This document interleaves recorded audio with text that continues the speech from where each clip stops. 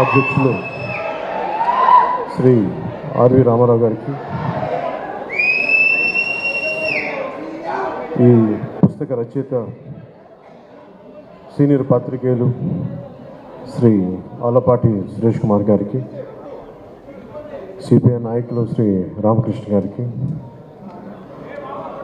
పోతుల బాలకోట గారికి, శివారెడ్డి గారికి, ముప్పాళ్ళ సుబ్బారావు గారికి, వేదిక పైన పెద్దలందరికీ, తెలుగుదేశం పార్టీ జాతీయ అధ్యక్షులు మాజీ ముఖ్యమంత్రి శ్రీ నారా చంద్రబాబు నాయుడు గారికి, ఈ సమావేశానికి వచ్చిన తెలుగుదేశం నాయకులకి, పెద్దలకి, మహిళలకి, అమరావతి రాజధాని ఉద్యమంలో పాల్గొన్న ఆడపడుచులందరికీ, నాయకులందరికీ పేరు పేరున హృదయపూర్వక ధన్యవాదాలు, హృదయపూర్వక నమస్కారాలు.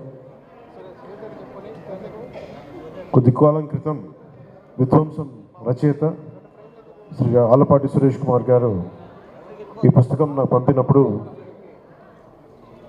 కొంత మొత్తం చదవలేదు, కానీ ఒక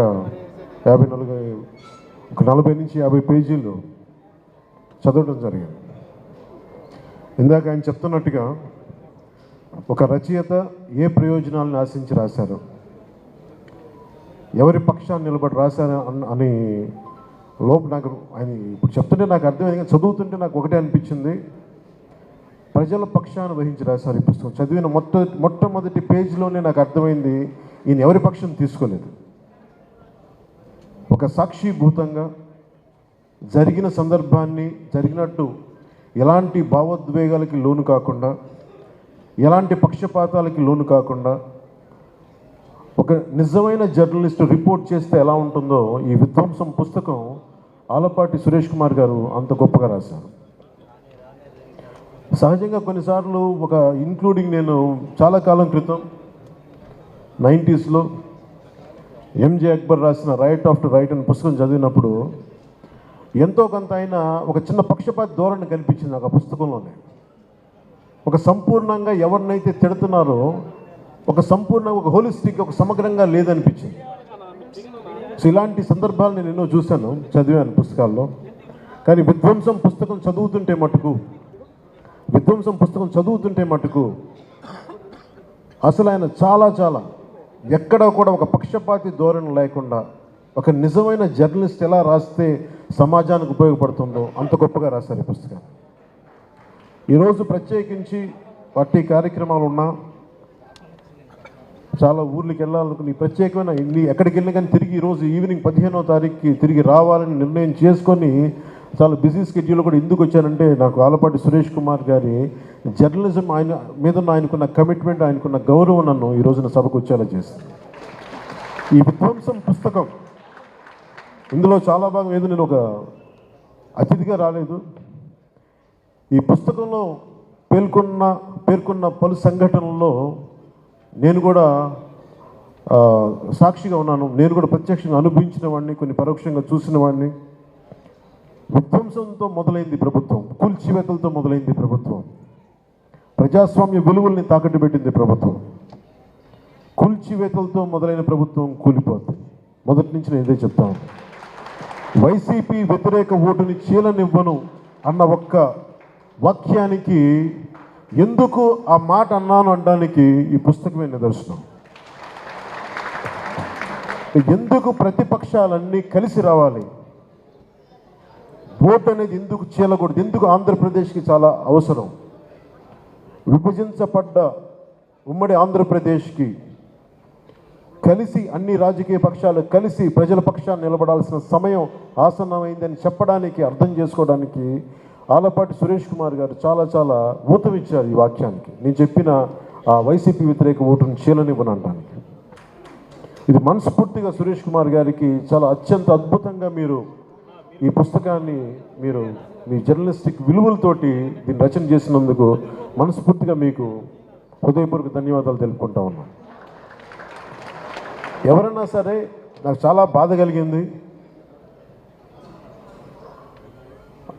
ఎలక్షన్లు అయిన వెంటనే ముందు కూల్చివేతలతో మొదలైతే అమరావతి రైతాంగం మీద, రైతుల మీద దాడి జరిగినప్పుడు నాకు ఒక్కొక్కరు మా జనసేన పార్టీ ఆఫీస్కి వచ్చి వాళ్ళ దెబ్బలు చూపిస్తూ ఉంటే గుండె కరిగిపోయింది, గుండె చెదిరిపోయింది ఆ బాధకి. ఆడపడుచుల మీద ఎన్ని రకాలుగా అగాయిత్యాలు చేసి పోలీసులు హై హ్యాండెడ్ బిహేవియర్ చాలా చాలా బాధ కలిగించింది.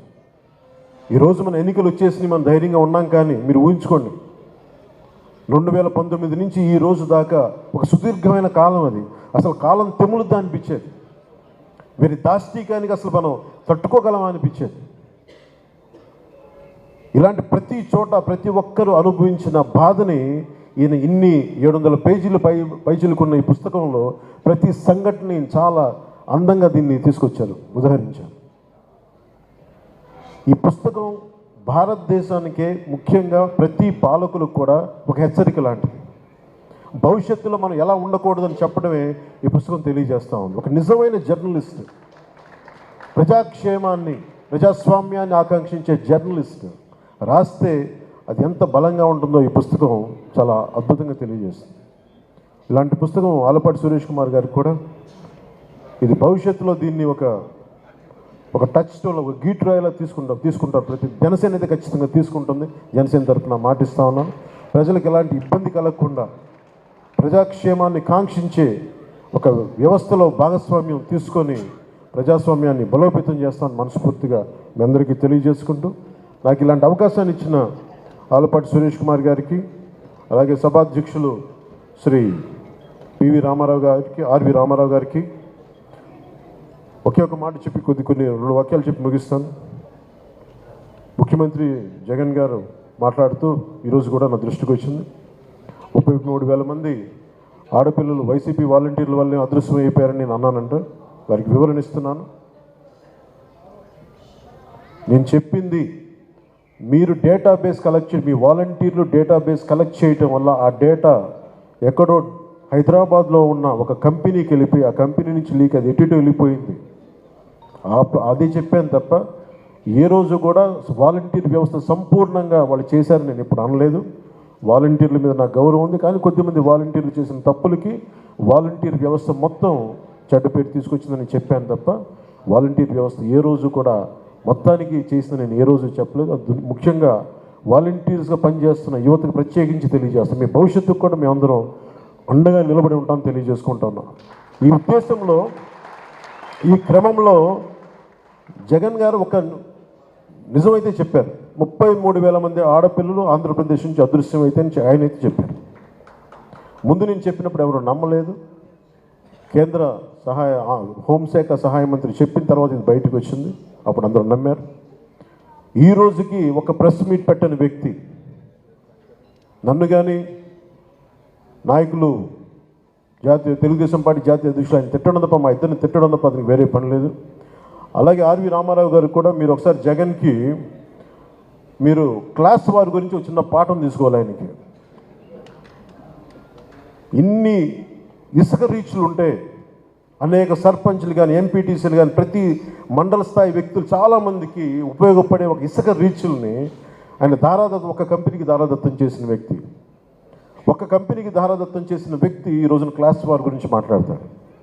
ఎంటైర్ మైనింగ్ని కొద్దిమందికి అసలు దాదాపు ఈ పుస్తకంలో చెప్పిన 2,600 కోట్ల ఎంతో పైచీలకు అన్యాయం జరిగింది, ట్యాక్స్ రూపంలో రావాల్సింది కేవలం కొద్ది కంపెనీలకి కలెక్షన్ కంపెనీలు కట్టుబెట్టారని చెప్పిన ఇది కూడా ఉదాహరించారు మన సురేష్ కుమార్ గారు. ఇలాంటి కోకలు. సో క్లాస్ వార్ గురించి ముఖ్యమంత్రి జగన్కి చాలా బలమైన పాఠం భవిష్యత్తులో తీసుకుంటాం. జగన్ మర్చిపోకు. ఏ అమరావతినైతే, ఏ ప్రజలనైతే, ఏ ఆంధ్రప్రదేశ్ ప్రజలనైతే మీరు హింసించారో, ఏ ప్రజలనైతే మీరు విధ్వంసానికి గురి చేశారో, జీవితాలని చిన్న భిన్నం చేశారో గుర్తుపెట్టుకోండి జగన్. భవిష్యత్తుని మేము కాళ్ళ రాస్తాం, గుర్తుపెట్టుకోండి. జై జనసేన, జై హింద్.